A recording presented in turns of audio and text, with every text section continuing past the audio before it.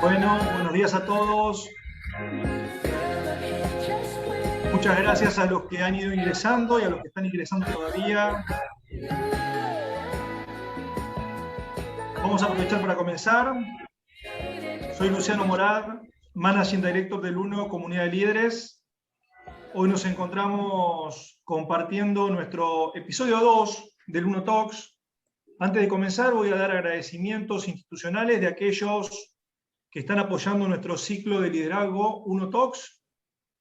Muchas gracias a Executive Forums Argentina, que es una red internacional conformada en forma exclusiva por números 1 para acelerar sus procesos de evolución personal y profesional. Muchas gracias a Líderes Más, División de Capacitación Ejecutiva para Empresas, liderada por Flor Lafuente. Muchas gracias también a Atomo Eventos, productor integral de organización de eventos corporativos, liderada por su Managing Director, Aldana Páez. Muchas gracias también a Top Voices en Español, primera conferencia internacional de líderes Top Voices más influyente del ámbito profesional de Hispanoamérica. Muchas gracias también a Impacto Económico, una productora multimedios con programa de radio, TV por cable, newsletter digital para la comunidad de empresarios de la región sur de nuestro país, que tiene a Daniel Darrieux como director y fundador. También gracias a World Chase Partners, una consultora regional de headhunters y soluciones de capital humano que tiene a Gonzalo Mata como Managing Partner. Por supuesto, muchas gracias a todos ustedes conectados en este momento. Por elegir participar de este encuentro virtual, hemos recibido más de 120 inscripciones de empresarios y ejecutivos números 1 de Argentina, Chile, Perú, Bolivia, Paraguay, Ecuador, México, Colombia, Panamá, Estados Unidos y España. Vamos a dar lugar ahora a la presentación de nuestros invitados especiales. Tenemos dos speakers que son de clase mundial. En primer término quiero presentar a Julio Noriega, Global CEO de Executive Forums, Funding Partner de UTEC y Board Member de varias compañías prestigiosas, un profesional con muchísima experiencia y me atrevo a decir, uno de los que más conoce sobre los desafíos de los números 1 a nivel internacional. En segundo término, Humberto Chávez, CEO en Claro Perú del grupo América Móvil, una de las empresas líderes del sector telecomunicaciones en Latinoamérica y además destacadísimo ejecutivo de nuestro querido país muy cercano, Perú. La actividad será moderada por Pato Fedio, un conocido de la casa, founder del UNO Comunidad de Líderes y socio internacional de Executive Forum en Argentina. La charla de hoy va a ser fantástica. Tiene como título La soledad del líder, el poder de la inteligencia colectiva para los números 1 al momento de tomar decisiones, las decisiones más importantes y trascendentales, tanto en la gestión laboral como en la vida misma. Como la vez anterior, la charla se dará en modo conferencia. Pueden postear sus preguntas en todo momento en el canal de chats. Esta hora se dividirá en dos partes, una primera donde Julio y Humberto expondrán y serán moderados por Patricio, y una segunda donde la dinámica será al estilo Uno Talk, donde abrimos micrófonos y vamos participando en forma ordenada. Vamos a comenzar. Quiero agradecerles a ambos invitados. Es un placer, Julio, Humberto, poder contar con ustedes en nuestro propósito de acercar los mejores contenidos de inspiración a los números 1 de Hispanoamérica. Muchas gracias. Es todo suya la sesión. Bueno, un gusto verlos, a los que tienen cámara prendida. Buenas tardes a todos en sus respectivos países. A los menos visibles, pero igualmente conectados, los invito a un saludo, que prendan su cámara un minuto, porque hay gente, muchos amigos, muchos colegas que hace años y mucho tiempo acompañan estas actividades del UNO y de Executive Forums, y de verdad es un placer verlos y verlos bien en salud. Así que muchas gracias, y por supuesto, muchísimas gracias Humberto y Julio por aceptar la invitación. Buenas tardes a ustedes que están en Lima, Perú. ¿Cómo andan? Hola Pato, es muy grato compartir esta sesión con ustedes. En Perú estamos apretando de cara a las elecciones que tenemos este domingo y esperemos que sea para el bien del país. Hola a todos, ¿qué Bueno, tal? vamos directamente al tema en cuestión. Vamos, vamos. Humberto, muchas No, gracias. no. Bueno, vamos directamente al tema en cuestión y como dijo Luciano, cualquier pregunta, activen a través del chat, que en la segunda parte de la sesión vamos a permitir eso, un diálogo interactivo. Y voy a romper el hielo con una primera a Julio. Voy a hacer un ping-pong, como ustedes ya saben, en este formato del 1, un ping-pong tanto con Julio y Humberto, y la ciudad.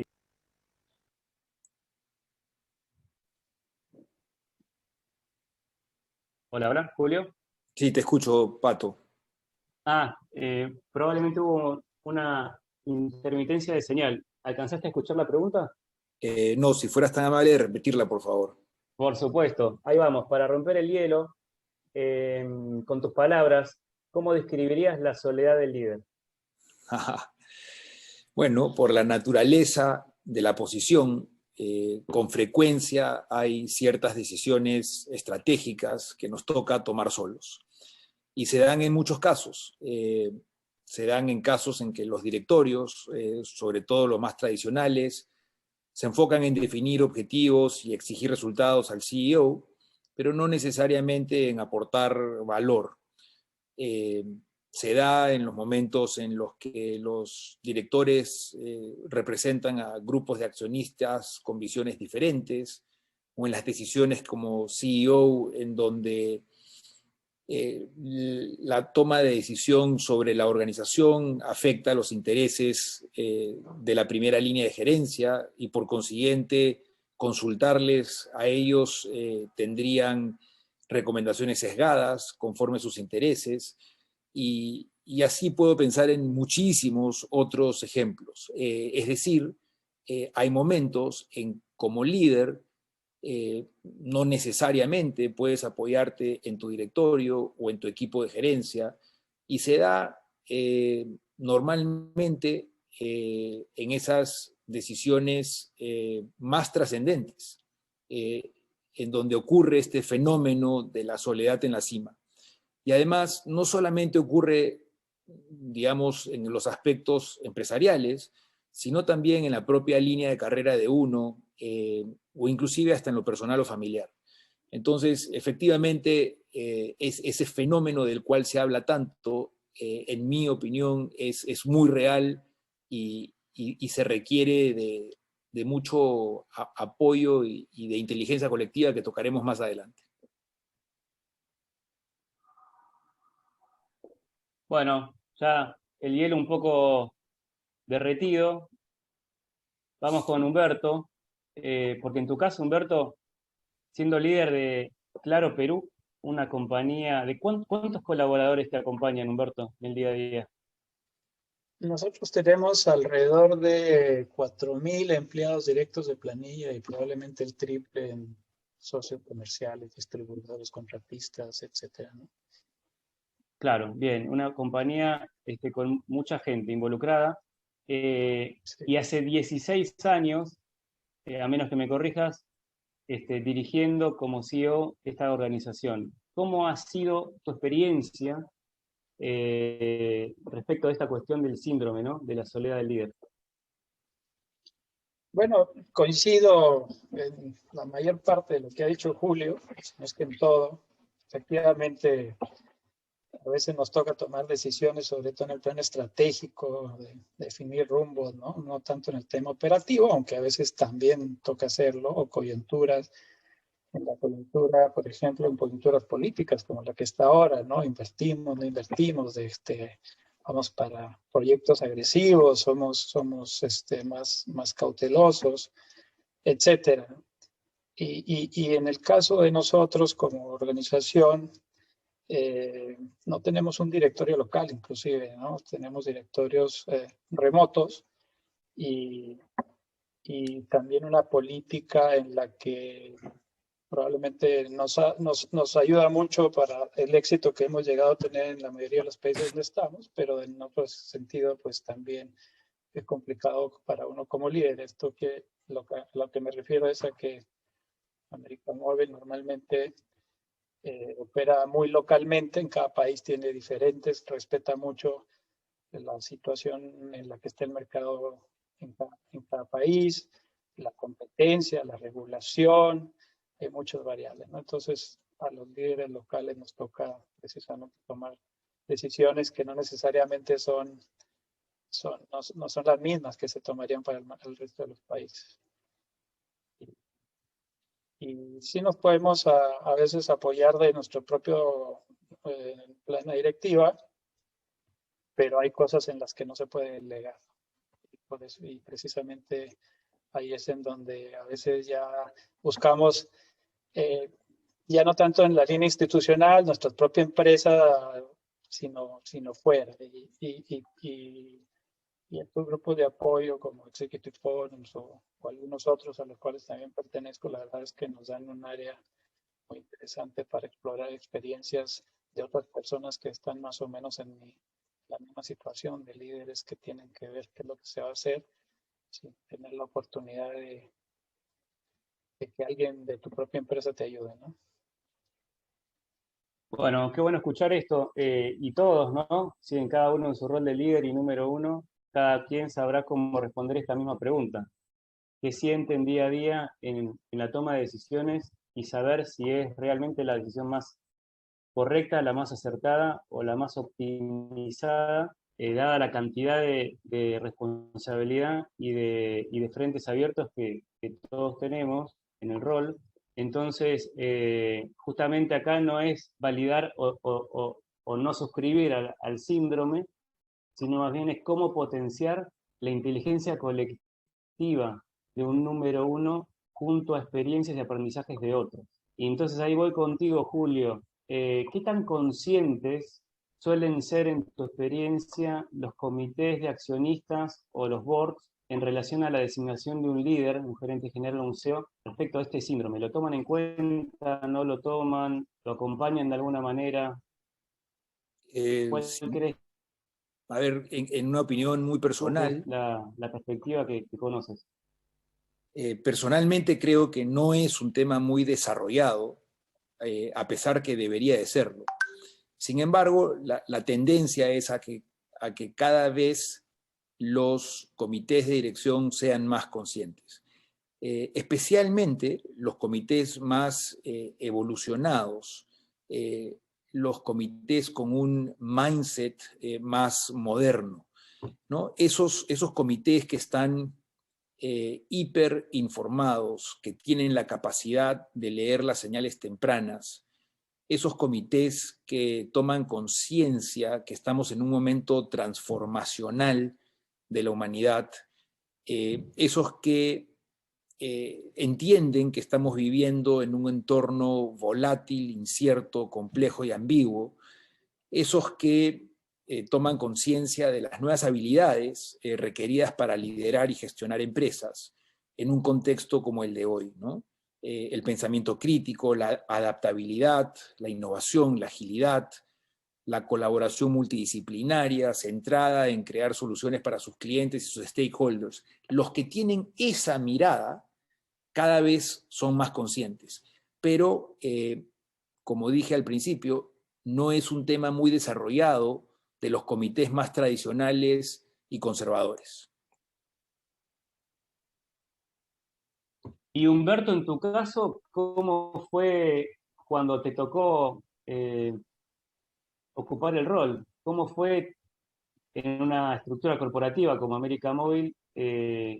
¿Alguien te lo mencionó? ¿Alguien lo sugirió? ¿Alguien se ocupó en este proceso de años en el rol de bueno, ver cómo estabas llevándolo, sabiendo de que es un síndrome habitual o una sensación habitual en el rol del número uno? Yo creo que efectivamente el directorio no creo que esté planeando o trabajando activamente en entender el síndrome y apoyarlo o desarrollar de alguna manera para que nosotros no nos sintamos a veces solos. Pero la forma en que operamos en América Móvil, pues privilegia mucho el crecimiento de las personas dentro de la organización. Yo antes de ser gerente general, a pesar de que ya tengo 16 años, casi 16 años de gerente general, o sí, o depende del país, en unos países somos presidentes, otros son gerentes generales, otros directores generales según el estilo de cada país, ¿no? Pero la figura es la misma. Normalmente estamos mucho en la operación. Es muy raro que en América Móvil venga un CEO de fuera de la organización directamente a dirigir una operación. Yo estuve en muchas áreas y eso te permite entender bien el negocio, y ahí interactué mucho con nuestro director general, que a la vez es el presidente de todo el grupo, ¿no? Entonces, yo creo que es un tema ya de la cultura específica de nuestra organización, de ir promoviendo a las personas que tienen más o menos de acuerdo a sus criterios la capacidad. Y ya en la operación, bueno, tenemos nosotros que armar estas redes de apoyo. Yo creo que el directorio cuenta con que nosotros tenemos la suficiente capacidad e iniciativa para lograr encontrar las soluciones a la problemática local, como lo decía antes. En mi caso, pues, por supuesto, yo me apoyo mucho de mi primera línea, que tengo una primera línea muy grande, ¿no? Una de mis principales labores es desarrollar un buen equipo de soporte en esa primera línea. Nosotros tenemos divisiones territoriales, divisiones por producto, áreas de soporte, áreas de control, y sumando todo eso yo tengo casi 20 personas de primera línea que son, creo yo, muy buenos cada quien en lo suyo, y por lo tanto también me apoyo mucho y delego con la tranquilidad de que tengo un buen equipo, siempre entendiendo que se vaya sobre un rumbo que ya hemos definido previamente. Luego tenemos las redes de los otros directores, como nosotros somos una empresa transnacional que operamos en varios países, en más de 20. Tengo la posibilidad de ver qué está pasando en los demás países y conversar, aunque no hay un ejercicio estructurado y continuo de transferencia de buenas prácticas entre unas y otras operaciones. La red informal que nosotros tenemos como CEOs en todos los países es muy potente, ¿no? Todo el mundo nos compartimos todo y eso ayuda bastante.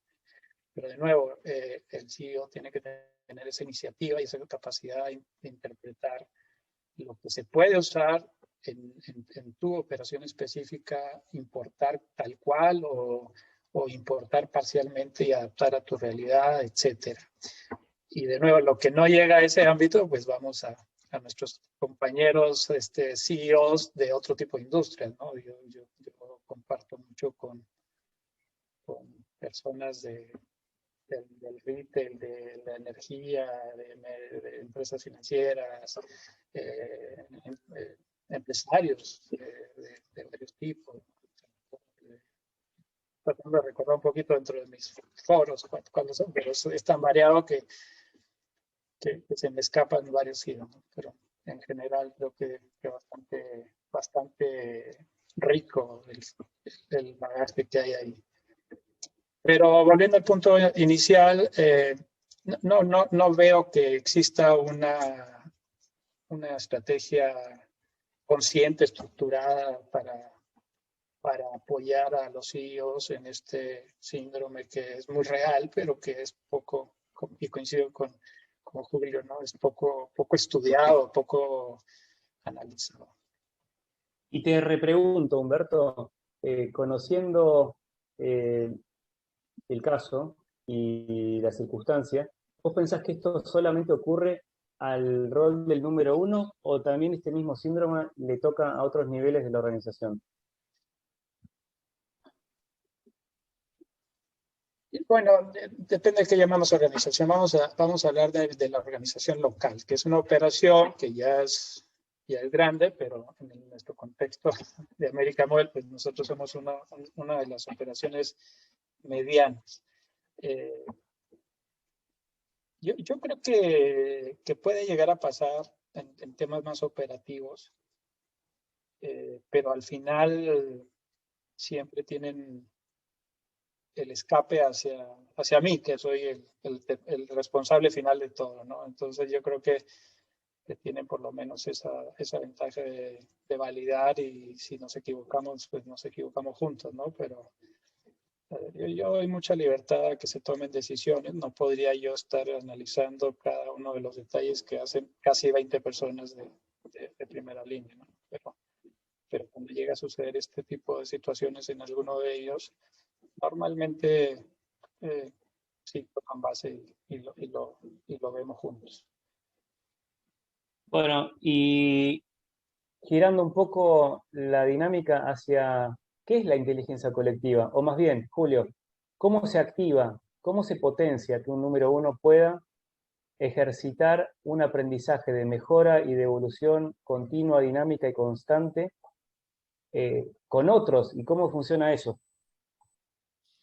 A ver, son dos preguntas, la definición de la inteligencia colectiva y cómo se activa. Voy por la primera. Yo te diría que la inteligencia colectiva es inteligencia distribuida. Es difícilmente uno puede tener la capacidad de conocer toda esa información de manera individual, ¿no? Está en el valor de la diversidad de perspectivas, de líderes probados, de distinta formación, capacidades y experiencias, ¿no? En ese sentido, y en base a todo lo conversado, creemos que todo líder debe de tener un círculo de confianza y de expertos para facilitar la claridad necesaria para tomar las grandes decisiones, ¿no? Y creemos que la inteligencia colectiva, sin duda, es el arma secreta de los líderes empresariales. Ahora, ¿cómo se activa? Se requiere crear las condiciones. Se requiere construir un espacio seguro, basado en transparencia, en relaciones significativas y sobre todo en confidencialidad, ¿no? Lo cual permite elevar a la inteligencia colectiva tus mayores disyuntivas, tus mayores desafíos, ¿no? En el caso de Executive Forums, se logra tener la atención de 14 otros líderes de probada trayectoria que están enfocados exclusivamente en tu disyuntiva, en esa que te quita el sueño, esa que verdaderamente es trascendente, ¿no? Y además tienes la oportunidad de presentarla de forma estructurada y luego de una ronda de preguntas clarificatorias y estratégicas, te dicen qué harían si estuvieran en tus zapatos. Yo creo que es un lujo poder contar con un espacio así, multidisciplinario, de otros líderes con quien consultar tus grandes disyuntivas y desafíos, ¿no? Bueno, acá quisiera hacer un aporte y también voy invitando, ¿no?, a todos los que están escuchando la conferencia en vivo, que cualquier pregunta o comentario la canalicen en el chat, porque en breve ya haremos eso, ¿no? Interactuar más. El concepto es, todos tenemos puntos ciegos, ¿verdad? Es un aspecto inherente al ser humano. Nadie podría decir que tiene una amplitud de perspectiva de todo, 360 grados. Y por supuesto, la experiencia en las decisiones nos marca cuáles son buenas, cuáles no fueron tan buenas y de cuáles hay que aprender. Me interesaría escuchar a Humberto, en tantos años tomando decisiones al Frente de América Móvil en Perú, ¿qué ejemplos podrías compartir, Humberto, que el haber podido acceder a perspectivas de otros te mejoró la decisión?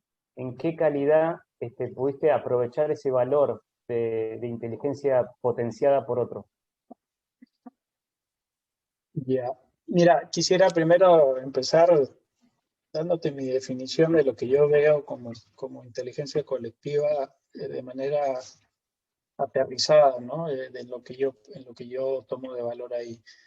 La verdad es que convivir y compartir con ese grado de confidencialidad, como bien lo dijo Julio, con ese grado de confianza y sobre todo con el nivel de personajes con los que nos tenemos la fortuna de interactuar.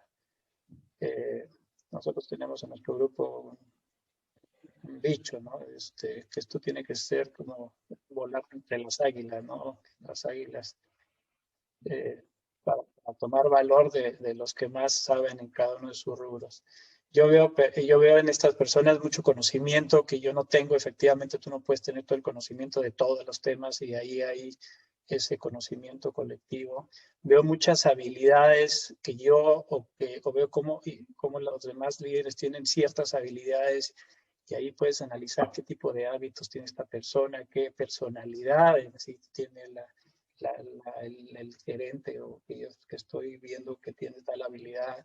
Las experiencias son tan diversas que enriquecen muchísimo el foro.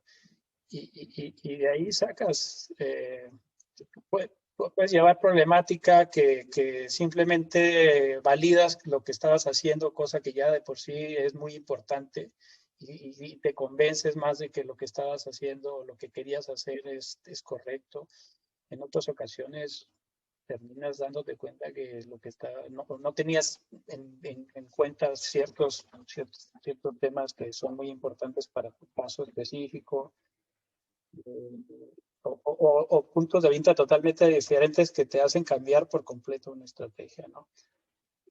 Yo tengo, como te digo, más de 10 años en foro y en esos 10 años pues he visto temas de todo tipo, y no solamente empresarial, como también lo mencionó Julio, también en el plano personal y familiar, cosa que todo se entrelaza y todo afecta a todo, ¿no?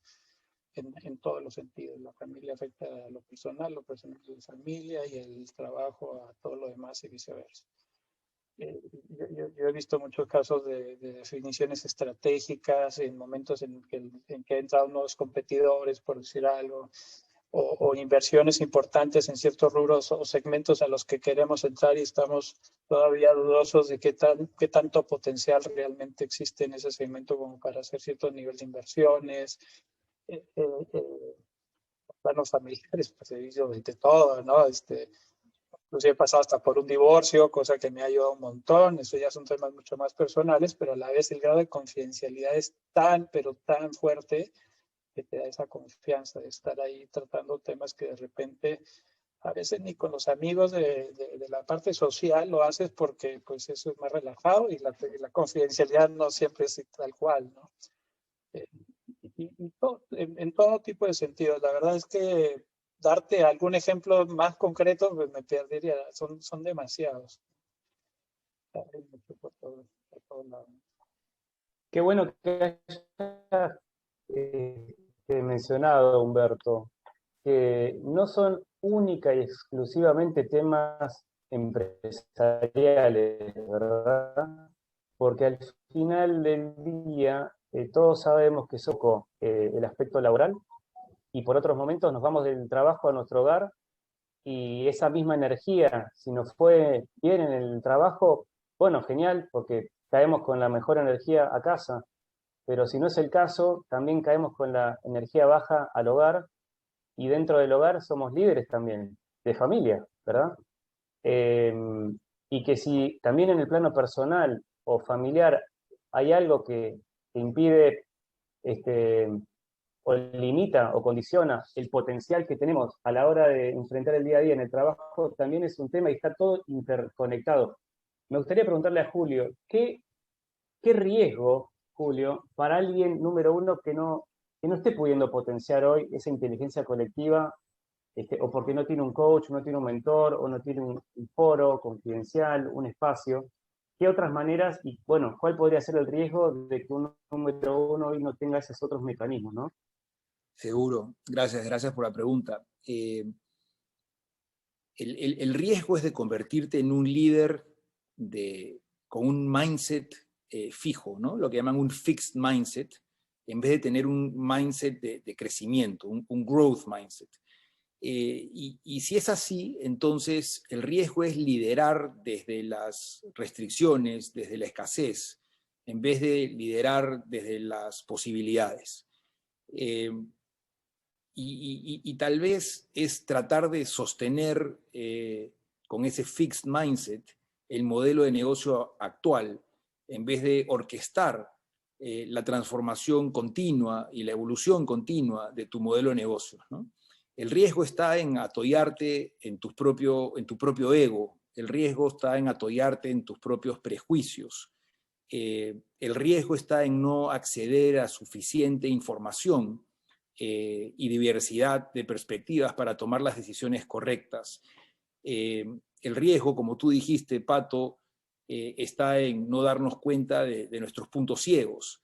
Y todo esto pues tiene un impacto tremendamente negativo en nuestro desarrollo personal, profesional y empresarial.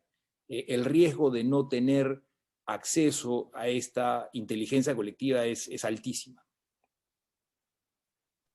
Gracias, Julio. Acabo de ver el ingreso de Claudio Doller. A ver si me escuchan. Claudito, estás en Nueva York. Te veo, pero no sé si estás en condiciones de hacerte una pregunta. Sí, ahí me estoy desmuteando. Hola, Claudio. Perdón el ingreso tarde, pero no es fácil. Mi hija está en clase también acá en Nueva York, aunque parezca mentira. Bueno, para los que no te conocen, Claudio, brevemente me gustaría que te presentes y que a ver si te animás a responder la misma pregunta que le hice a Julio.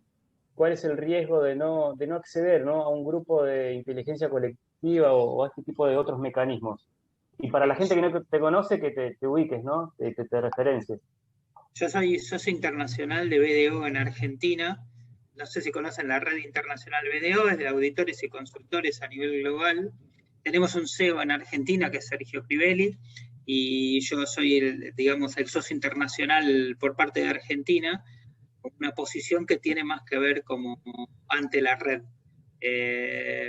Yo creo que yo soy integrante en Executive Forum hace 6 años aproximadamente en Argentina. Tuve la suerte de esta inteligencia colectiva vivirla tanto en Executive Forum como a nivel de socios en Argentina. Yo creo que el riesgo de no tenerla es altísimo. Lo que yo valoro mucho, tanto en el foro, en Executive Forum, como en la propia compañía nuestra, es la posibilidad de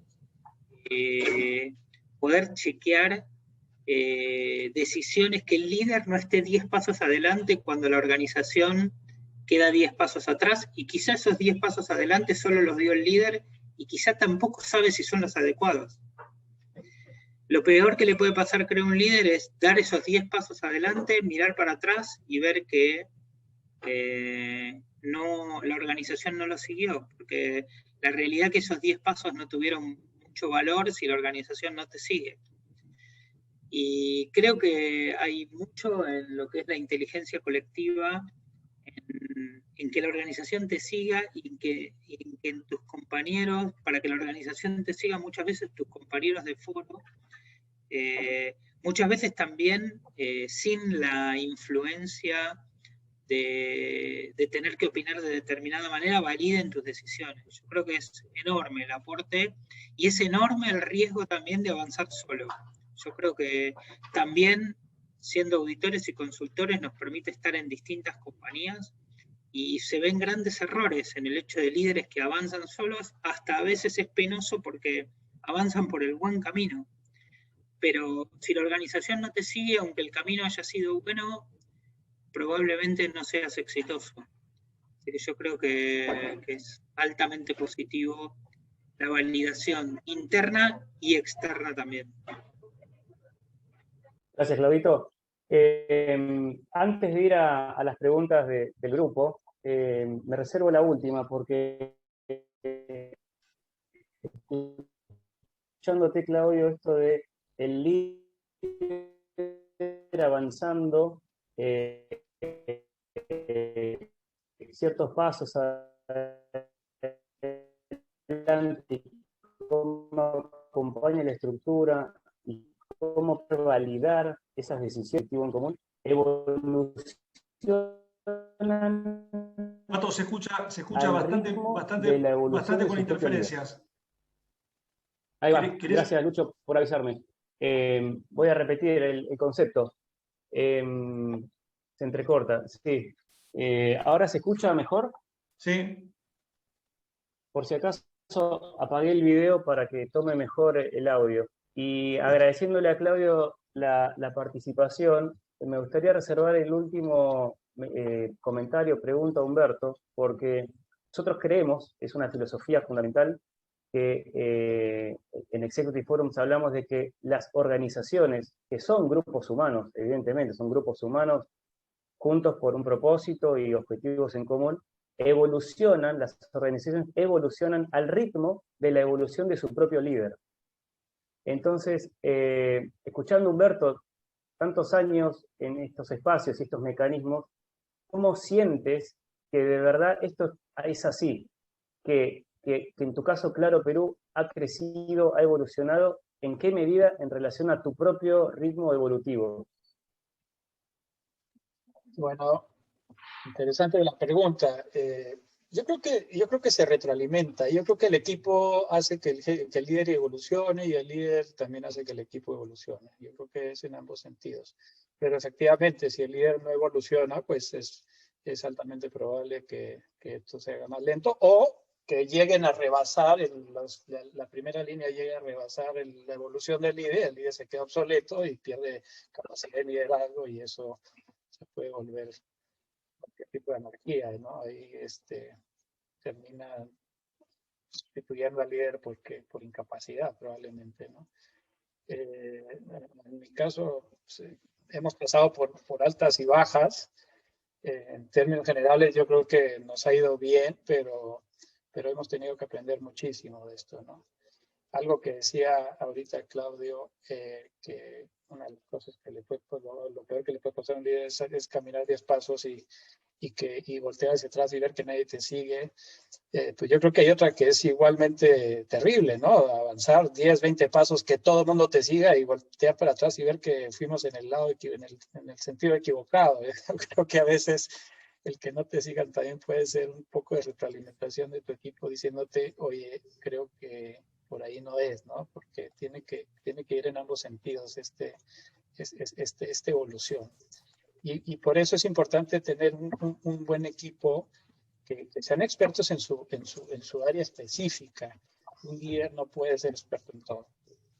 Yo creo que debemos de concentrarnos en la parte estratégica, entender, por supuesto, bien el mercado, entender los indicadores macro del negocio, del mercado y de otras industrias para ver cómo estamos comparativamente con los demás. Tener la capacidad de formar buenos equipos, identificar quiénes son las personas adecuadas para cada responsabilidad y tener la capacidad de ponerlos en el lugar adecuado, ¿no? No todo el mundo es bueno para todo, como digo. Nosotros como líderes tampoco. Y tampoco la primera línea. Hay que tener gente que sea adecuada en cada caso.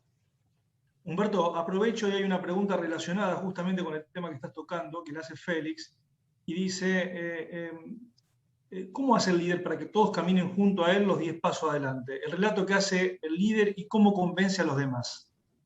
Algo nos dijiste recién en tu redondeo, pero me parece que hay algo más, ¿no es cierto? ¿Cómo hace para convencer a su línea inmediata y a las líneas que siguen para que lo sigan? Bueno, yo creo que la credibilidad y que te sigan tiene que ver mucho con la experiencia que tu primera línea tenga contigo y el nivel de éxito que hayas tenido en tus decisiones previas, ¿no? Eso por un lado. La confianza que ese equipo tenga en el líder. En nuestro caso, la mayoría de los gerentes que trabajan conmigo, o de los directores de área, más bien dicho, que es el título de la posición, tienen muchos años ya. No necesariamente en la misma posición, porque también yo practico mucho la posibilidad de que los líderes cambien de posiciones para que vayan creciendo también ellos profesionalmente y que no se estanquen cuando ya llegan a la dirección de un área.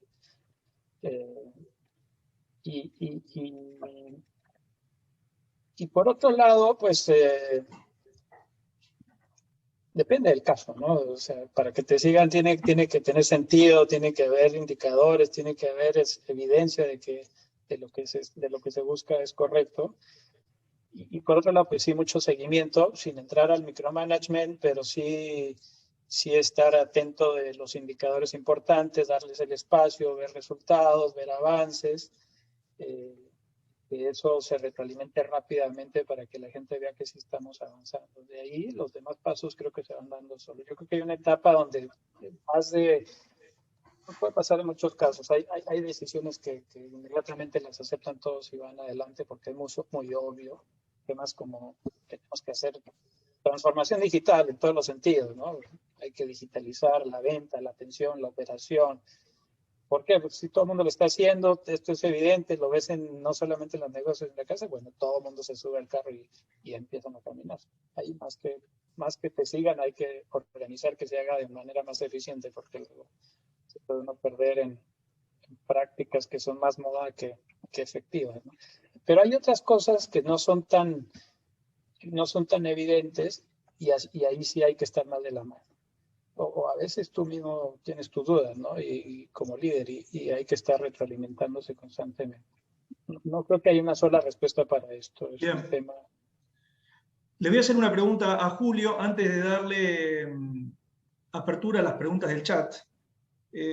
Julio, hace unos 4 años me acuerdo que leí un artículo de una universidad top notch de Estados Unidos, donde habían hecho una encuesta a las 500 compañías del 500 de Fortune, y fue justo cuando yo estaba por comenzar mi posición de CEO, y los resultados la verdad que me preocupaban un poco en ese momento, porque decía que el 35% de los CEOs de las 500 sentía que le estaba ocurriendo el síndrome del impostor, ¿no es cierto? Que había sido el recruiting mistake para la posición. Tal vez no como CEO, pero sí CEO de esa empresa, ¿no es cierto? A medida que uno va evolucionando a empresas más grandes, le iba ocurriendo eso. ¿Cómo se resuelve eso en la vida de un CEO que seguramente a muchos le pasa? Y de hecho, les tengo que confesar que a mí me pasó al principio, hasta que logré acomodarme. ¿Cómo se supera ese síndrome que a muchas personas le ocurre en un momento determinado? Yo creo que a través del alineamiento.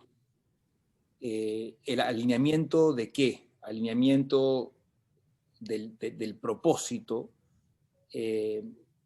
autenticidad y coherencia, y luego compartir de forma colegiada, tanto con tu directorio y tus accionistas para tal efecto, y tu C-level, tu primera línea de gerencia, a partir del propósito, una visión. Compartir y alinearte en una visión, alinearte en la estrategia, y tener algunos proyectos colegiados como prioridad, en donde cada uno sabe cuál es el rol que tiene que jugar. Yo creo que el alineamiento, la coordinación, la colaboración, sobre todo de forma multidisciplinaria, y todo esto bajado a un plan, que por cierto, hoy en día requiere ser muy ágil, tener claridad de tu trimestre por delante, y de saber quién juega qué rol y en qué momento y cuáles son las expectativas de uno es fundamental. Y a eso también le sumaría el alineamiento de los incentivos. Y todo esto debe de estar, sin duda alguna, además soportado por la debida gobernanza, la cultura y la estructura organizacional correcta. Y finalmente, asegurarte que hayas construido las capacidades para poder lograrlo, ¿no?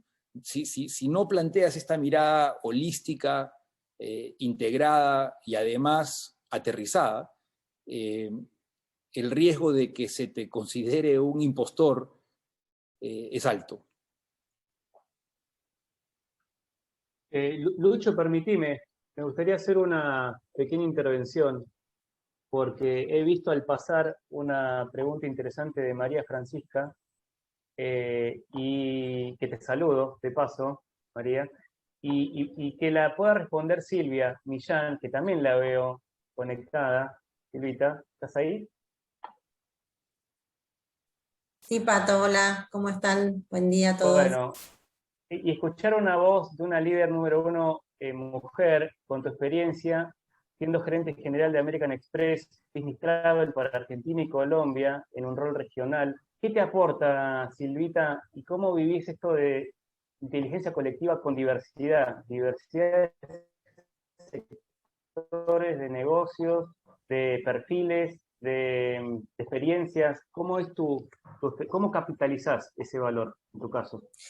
Sí, sin duda, en primer lugar, adhiero plenamente, ¿no? O sea, creo que la diversidad tiene que ver con no solo la diversidad de género, sino las diferentes perspectivas en cuanto a temas culturales, y en este sentido, creo que fundamentalmente el rol del CEO tiene que poder enfocar claramente una estrategia y un plan que esté, digamos, claramente orientado a poder generar ese espacio de inclusión, y ahí ya va mucho más allá del rol en sí de decisión en cuanto a su C-level, sino que tiene que haber un acompañamiento muy fuerte a nivel cultural de las compañías para poder facilitar este proceso. A lo que me refiero no es una decisión que pueda llevarse adelante o que pueda ser exitosa si solo está en los papeles o si solo tiene que ver con una política firmada por recursos humanos, sino que tiene que haber acciones muy concretas, ¿no? Y ahí sin duda hace falta que esa estrategia tenga un transcurrir en el día a día muy concreto. Respecto de la pregunta de diversidad, que también veo que acaban de mencionar, digo, sí creo y confirma, digamos, un poco la experiencia que nosotros traemos en American Express, el que es una construcción que lleva tiempo, pero que definitivamente tiene que estar en la agenda del CEO para que pueda ser exitosa. Gracias, Silvita. Lucho, hay varias preguntas más. Te ofrezco que podamos ir abordándolas, ¿no? Estás muteado, por si acaso. Perfecto. Ahí Daniel estaba preguntando, mencionando primero y luego preguntando, que a nivel teórico todos coincidimos que nadie es omnisciente, omnipresente, pero en la práctica nos encontramos con líderes afectados por el síndrome de sabelotodo o arrogantes. ¿Cómo persuadirlos de los beneficios de la inteligencia colectiva?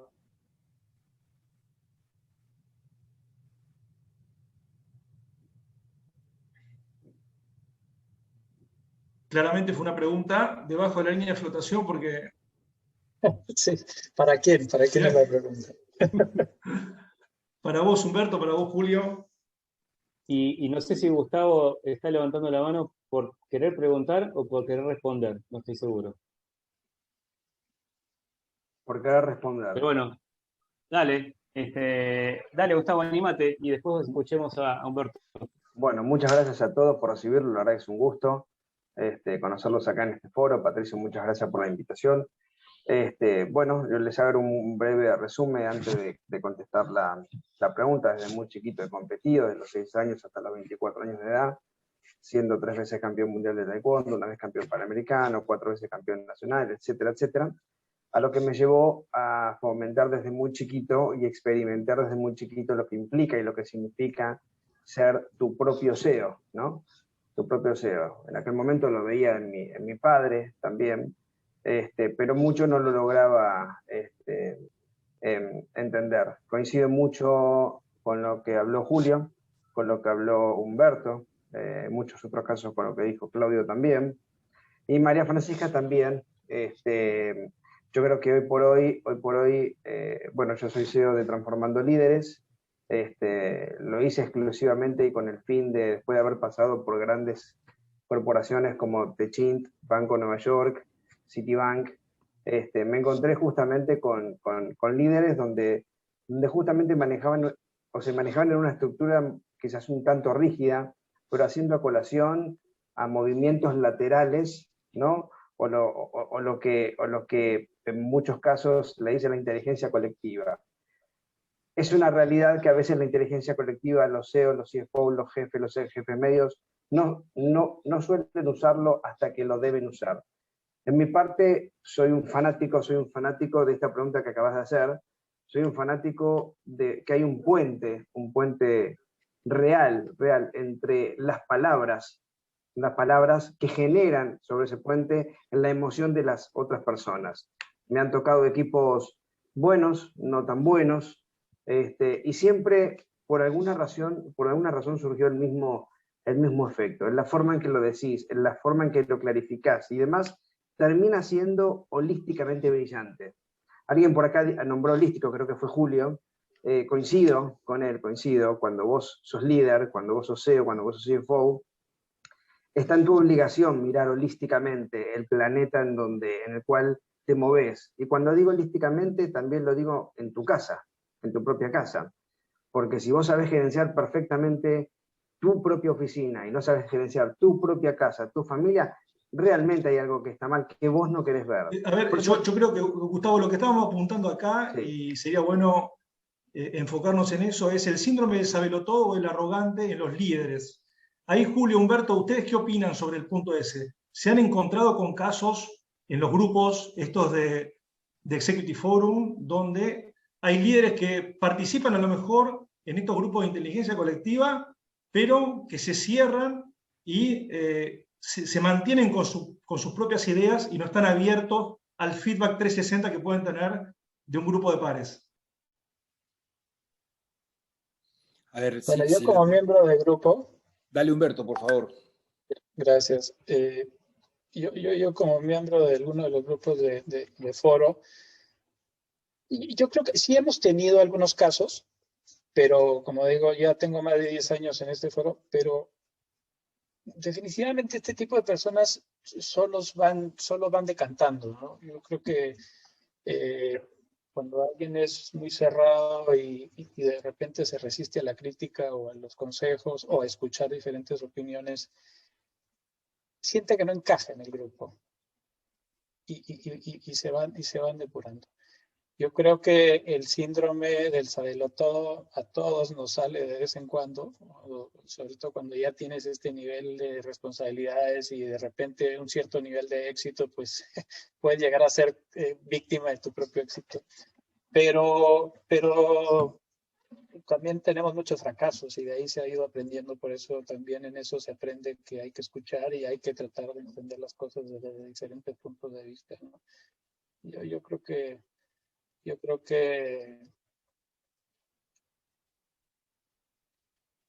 creo que una persona que tenga este síndrome dure mucho en una posición o sobre todo en una posición de alto nivel donde tenga responsabilidades muy diversas. Si eres muy especialista en un tema y te vuelves experto en ese solo tema, puede ser que sí tenga bastante éxito, ¿no? Cuando ya tienes, no sé, con el caso que tenemos, como diga, divisiones por segmentos de mercado, de productos y servicios para mercados masivos, para mercados empresariales, divisiones territoriales en costa, sierra, selva, segmentos residenciales, productos para personas, para hogares, para negocios. Es muy difícil que puedas llegar a ser exitoso y saber de todo en todo eso, ¿no? Sí, salvo que seas el dueño de la pelota, ¿no es cierto? Pero bueno, creo que también eso a la larga hace que la empresa termine colapsando, ¿no es cierto? Porque, bueno, uno necesita otras opiniones de la visión 360 como para poder generar fertilidad en la compañía. Después hay una pregunta de Eduardo muy interesante también, donde dice: yo soy el líder de una organización pequeña, tengo un buen equipo que saben hacer muy bien las tareas operativas, pero no son una gran ayuda cuando hay que tomar decisiones estratégicas. En esos momentos de soledad te obliga a ser muy cauto al momento de tomar una decisión. Por lo menos en Argentina, ¿no es cierto?, que donde más experiencia tengo, hay muchos empresarios que no tienen equipos profesionalizados por debajo, y entiendo la situación esta de Eduardo como una situación que se repite mucho en empresas que tienen mucho potencial, pero que no tienen la profesionalización adecuada.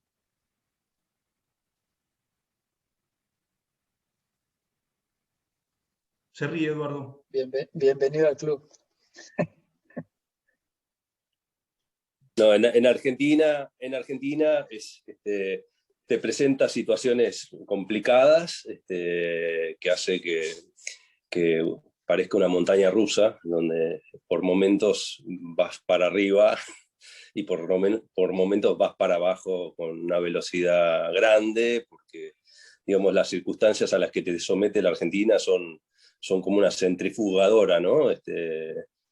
Porque, digamos, los subes y bajas de la economía, los subes y bajas políticas, bueno, ni hablar de la pandemia, hace que las situaciones humanas se tensen. Entonces, a las decisiones que uno tiene que tomar, tiene que lidiar con situaciones humanas que son muy duras, ¿no? Entonces, bueno, en ese sentido, la soledad a veces para tomar una decisión hace que uno tenga que tener muchísimo cuidado antes de decidir, ¿no? Y no son decisiones fáciles. Me tocó estar en un grupo Vistage en un tiempo, pero también yo tengo un negocio muy especial que no es del todo fácil de entender para alguien que está en industrias más tradicionales que la mía. Entonces, no siempre las opiniones de un número uno colega son utilizables en los problemas que tiene uno personalmente, ¿no? O en el tipo de empresa que tiene.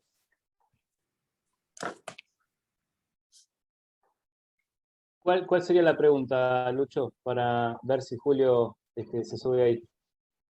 No, más que una pregunta es compartir, ¿no es cierto?, una situación en la cual muchas veces los equipos que estén por debajo no te acompañan en la toma de decisiones y uno se siente muy solo.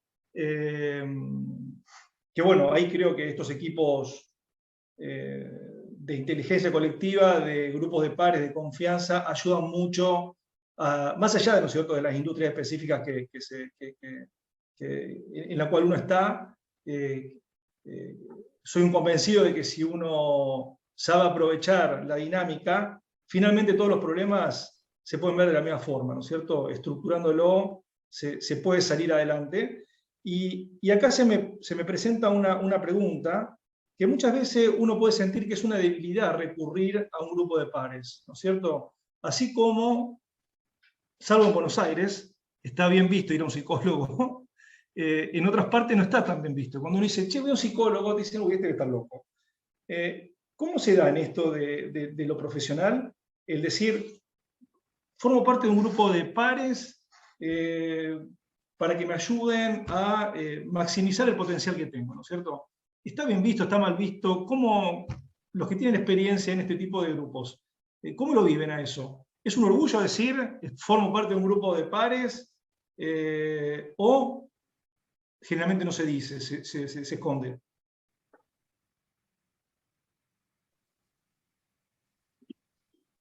Yo tengo una opinión al respecto. Yo creo que depende mucho de tu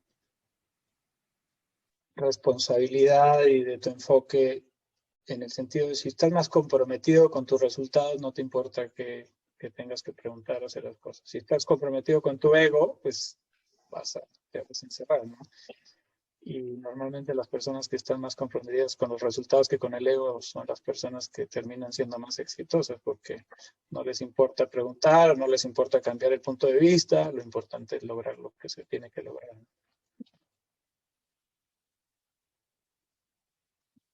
Bien, bueno, muchas gracias. A ver, ya estamos llegando casi al final, ¿no es cierto? Yo no quiero sacar más tiempo de la agenda. Estamos llegando casi a las 15 horas de Argentina. Hay una pregunta de Nicolás y dice, una inquietud para todos los panelistas. ¿Podrían compartir alguna anécdota en la que hayan experimentado la soledad del líder?